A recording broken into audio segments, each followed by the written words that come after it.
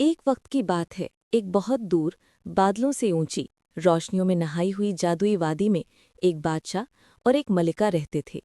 बादशाह का नाम फराज शाह था और मलिका रिहाना परी के नाम से जानी जाती थी। रिहाना परी उस वादी की सबसे हसीन, अक्लमंद और नेक दिल हाकिमा थी।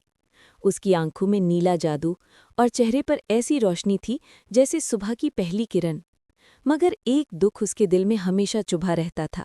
उसके यहाँ कोई औलाद नहीं थी। रेहाना परी रातों को महल की छत पर जाकर चांद से बातें करती, फूलों से फरियाद करती, कभी झील के किनारे बैठकर अपनी परछाई से शिकवा करती। काश मेरे आंगन में भी हंसी की गूंज हो, कोई नन्ही परी मेरे बाजुओं में खेले। एक दिन जब वो महल के बाग में अकेली बैठी थी, ठंडी हवा चल रही थी, फूलों की खुशबू फजा में रची हुई थी। तभी उसने देखा कि सामने के सब्ज लॉन में एक सफ़ेद सांप आहिस्ता आहिस्ता उसकी तरफ रेंगता हुआ आ रहा है। मगर वो आम सांप नहीं था। उसके बदन से हल्की नीली रोशनी फूट रही थी, जैसे उसके अंदर कोई चमकता नीलम छुपा हो। रेहाना परी ने हैरत से सांप को देखा, मगर डरी नहीं, बल्कि उसके चेहरे पर एक नर्म मुस्कुराहट आ गई।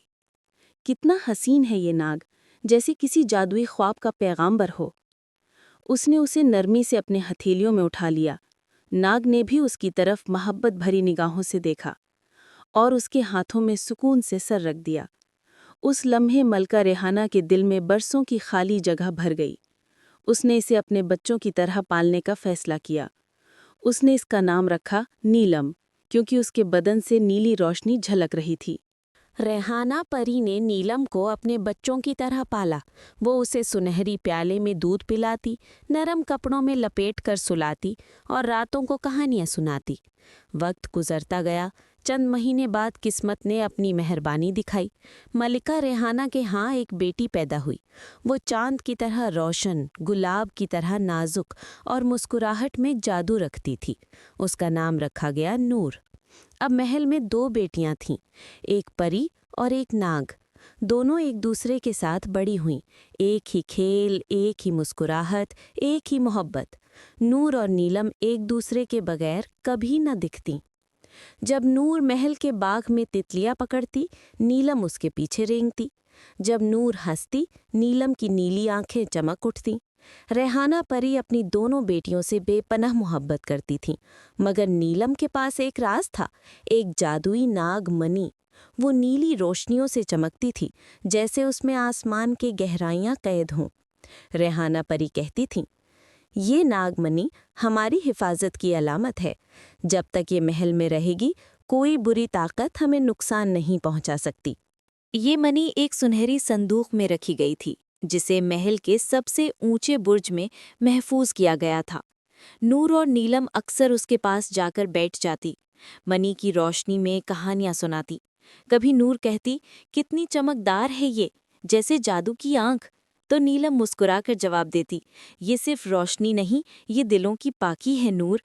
एक रात जब आसमान पर बादल गरज रहे थे और महल के इर्द गिर्द बिजलियां चमक रही थीं, उसी वक्त अंधेरों में से एक काली नागिन महल की हुदूद में दाखिल हुई।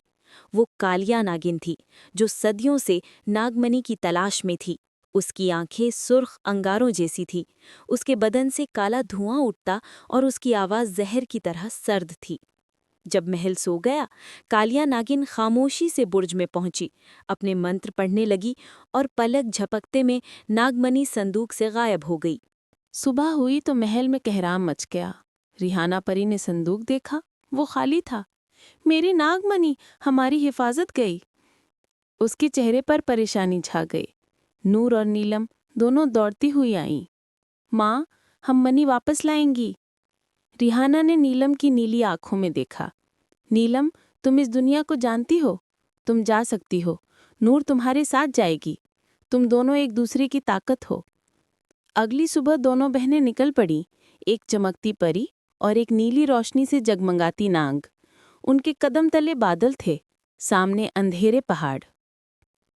एक रात जब वो आराम कर रही थीं, नीलम ने अपनी दुम से जमीन पर दायरा खींचा। ये नाग मुहाफिजी दायरा है, इसके अंदर कोई बुरी रूह दाखिल नहीं हो सकती। नूर ने हंसकर कहा, और मैं रोशनी का दायरा बनाती हूँ ताकि तुम्हें अंधेरा छू ना सके। वक्त गुजरता गया। आखिरकार वो एक अंधेरी वादी में पहुंची। कालिया गार, वो जगह जहां कालिया नागिन रहती थी। पहाड़ों के बीच एक गहरा गार जिसके दहाने पर सब्ज आग जलती थी। अंदर से सांपों की सरसराहट सुनाई दे रही थी। नूर ने आहिस्ता से कहा, हमें एहतियात से जाना होगा। नीलम ने अपनी नीली आंखों से अंधेरा रोशन किया और दोनों अंदर बढ़ गईं। गार के अंदर अजब मंजर था। दीवारों पर जहर की बूंदें चमक रही थीं। फर्श पर काले पत्थरों के बीच नीली रोशनी कांप रही थी।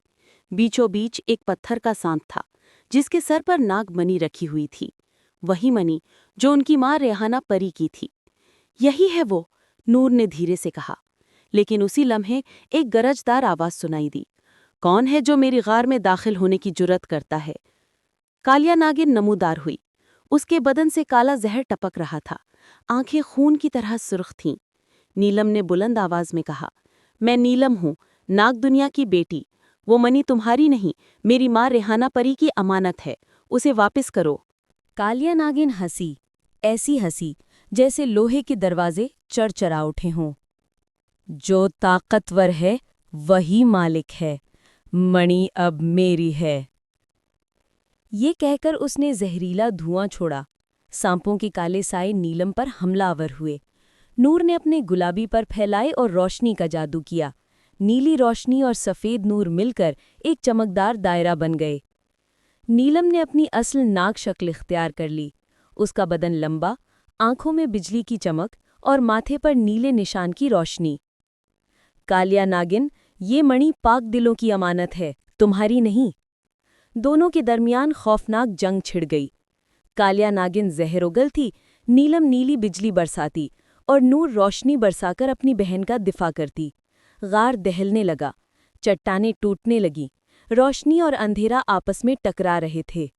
आखिरकार नीलम ने अपनी दुम से नागमणि को पकड़ा और कालिया नागन के दिल पर नीली रोशनी की ज़रब लगाई। एक चीख के साथ वो धुएं में बदलकर गायब हो गई। गार में फिर सिर्फ रोशनी बाकी रह गई।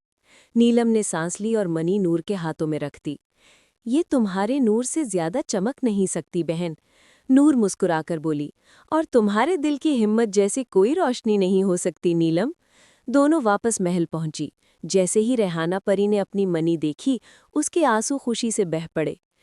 मेरी बेटियां, तुमने न सिर्फ नागमणि वापस लाई हो, बल्कि मेरे दिल का खालीपन भी भर दिया है। उस दिन से वादी में कभी अंधेरा न आया। रेहाना परी ने नागमणि को महल के सबसे ऊंचे गुंबद में रखा ताकि उसकी रोशनी हमेशा चमकती रहे। कहा जाता है कि आज भी जब चांदनी रातों में पहाड़ों के ऊपर नीली चमक दिखाई देती है, तो वो नीलम नाग का अक्स होता है, जो अपनी बहन नूर के साथ माँ रेहाना परी की अमानत की हिफाजत कर रही होती है।